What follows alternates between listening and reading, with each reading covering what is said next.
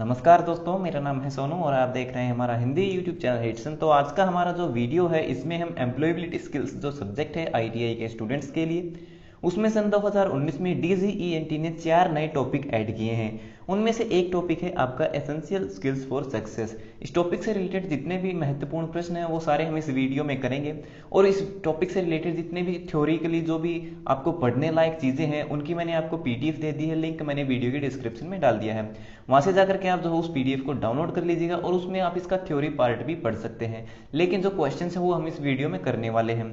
तो चलिए शुरू करते हैं बिना ज्यादा समय लिए इस वीडियो को। तो पहला प्रश्न आपकी स्क्रीन पर दिया है कि धनात्मक मनोवृत्ति के लाभों में निम्नलिखित में से कौन शामिल नहीं है। यानी कि आपकी मनोवृत्ति धनात्मक यानी कि आपका एटीट्यूड जो है वो पॉजिटिव है, तो उसमें आपका क्या फायदा नहीं होने वाला है। पहला, लोगों से आपको आदर की प्राप्ति होती है। जी हाँ, बिल्कुल हमें लोगों से आदर की प्राप्ति होती है अगर हमारी मनोवृत्ति धनात्मक है, पॉजिटिव है। दूसरा, अधिक आनंद की प्राप्ति। हाँ, हमें अधिक आनंद की प्राप्ति भी होती है, हमें खुशी होती है कि लोग हमारे एटीट्यूड से खुश हैं। ऑप्शन सी, आपने क्षमताओं की अनुभूति। तो ये ऑप्शन आपका गलत है। हमारी जो क्षमताएं हैं, हमारी जो क्षमताएं यानी कि हम क्या कर सकते हैं उनके बारे में हमें पता नहीं चलता है एटीट्यूड से। तो पहले प्रश्न का ऑप्शन सी आपका सही है। दूसरा प्रश्न दिया है, सकारात्मक और मजबूत मनोवृत्ति के लोग अपनी विफलताओं को कैसे संभालते हैं। ऑप्शन ए, वे ध्वस्त हो जाते हैं। ऑप्शन बी, वे उस काम को छोड़ देते हैं। या फिर ऑप्शन सी, वे अपनी विफलताओं से सीखते हैं। तो यहाँ पे आपका ऑप्शन सी सही है, वे अपनी विफलताओं से सीखते हैं। क्योंकि जो सफलता का रास्ता होता है उसमें बहुत सी विफलताएं होती हैं, क्योंकि हर विफलता में इंसान कुछ न कुछ नया सीखता है। तीसरा प्रश्न है, व्यक्ति द्वारा स्वयं को अभिप्रेरित करने हेतु क्या करना चाहिए। यानी कि इंसान को स्वयं को मोटिवेट करने के लिए, प्रेरित करने के लिए क्या करना चाहिए। तो यहाँ पे ऑप्शन दिए गए हैं। पहला, लोगों की बातों को ध्यान से सुनना चाहिए। ऑप्शन बी, जीवन में एक सुनिश्चित लक्ष्य निर्धारित करना चाहिए। ऑप्शन सी, कोई नौकरी या व्यवसाय करना चाहिए। तो ये यहाँ पे आपका ऑप्शन डी सही होगा, दिए गए सही।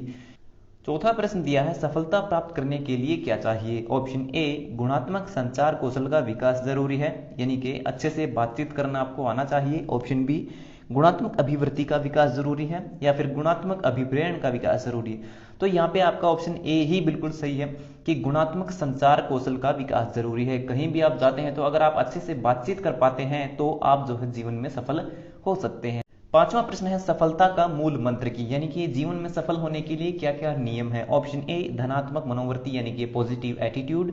ऑप्शन बी, किसी चीज का तर्क पूर्वक विश्लेषण, यानी कि कोई भी आपसे कोई सवाल पूछता है या फिर आप किसी का जवाब देते हैं तो जो आप उसका तर्क पूर्वक जो है विश्लेषण करते हैं, उसको अच्छे से सोच सकते हैं। या फिर ऑप्शन सी, समय का सदुपयोग। तो ये तीनों चीजें जरूरी हैं अगर आपको जीवन में सफल होना है।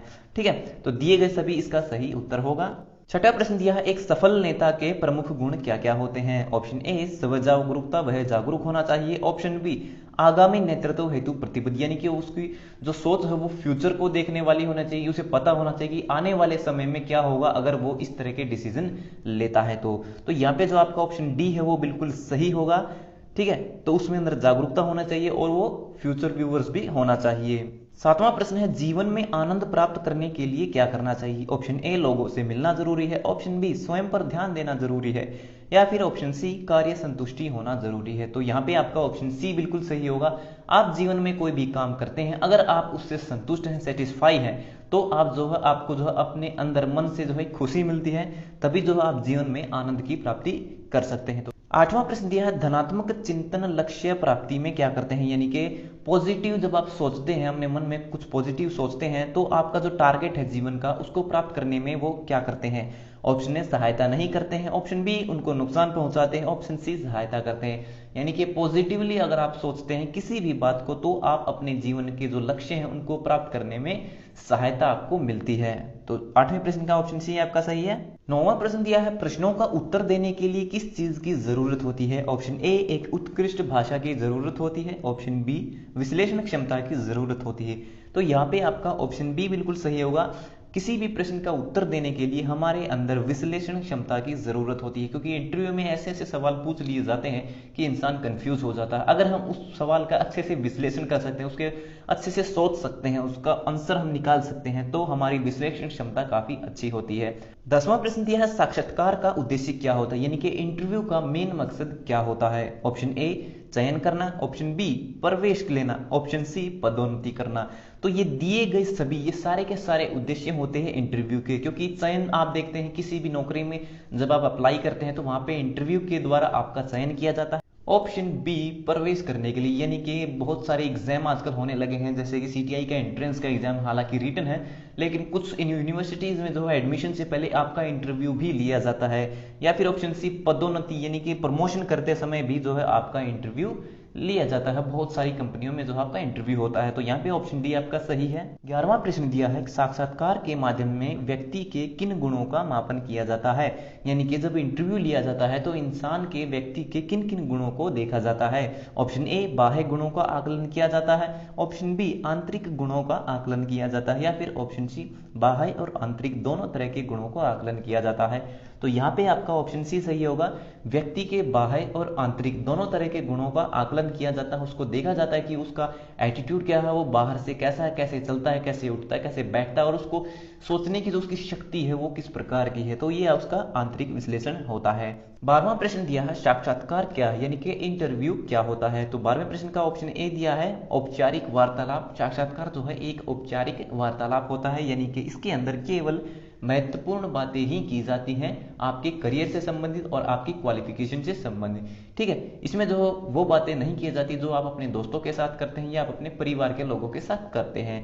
अगला प्रश्न दिया है दृश्य श्रव्य माध्यम का उपयोग क्यों किया जाता है, यानी कि विजुअल और ऑडियो जो माध्यम है उसका प्रयोग क्यों किया जाता है। ऑप्शन ए मनोरंजन प्राप्त करने के लिए, ऑप्शन बी अपने लक्ष्य की पहचान करने के लिए, या फिर ऑप्शन सी घबराहट दूर करने के लिए। तो यहाँ पे आपका ऑप्शन सी बिल्कुल सही होगा। दृश्य श्रव्य माध्यम का उपयोग घबराहट दूर करने के लिए किया जाता है। बहुत सारे इंस्टीट्यूट हैं जहां पर जो है आपका जो है फेस टू फेस जो है इंटरव्यू लेकर के आपकी प्रैक्टिस करवाई जाती है कि आप इंटरव्यू को किस तरह से फेस करेंगे, तो उसे हम दृश्य श्रव्य माध्यम कहते हैं, जहां पे आप जो रियल टाइम में ये देख सकते हैं कि असल में इंटरव्यू होता कैसे है। अगला प्रश्न है समय का सर्वश्रेष्ठ उपयोग करने के लिए हमें क्या करना चाहिए। ऑप्शन ए घड़ी लगानी चाहिए, ऑप्शन बी जल्दी जल्दी काम निपटाना चाहिए, या फिर ऑप्शन सी हमें योजना बनानी चाहिए अपने काम की। तो यहाँ पे आपका जो सही उत्तर है वो है आपका ऑप्शन सी, हमें काम की योजना बनानी चाहिए। ठीक है, तो ये हो गए हमारे आज के प्रश्न कंप्लीट। सो वीडियो देखने के लिए धन्यवाद। अगर आपका कोई सवाल है तो वो भी आप कमेंट बॉक्स में लिख करके पूछ सकते हैं। तो मिलते हैं हमारी अगली वीडियो में, तब तक के लिए नमस्कार।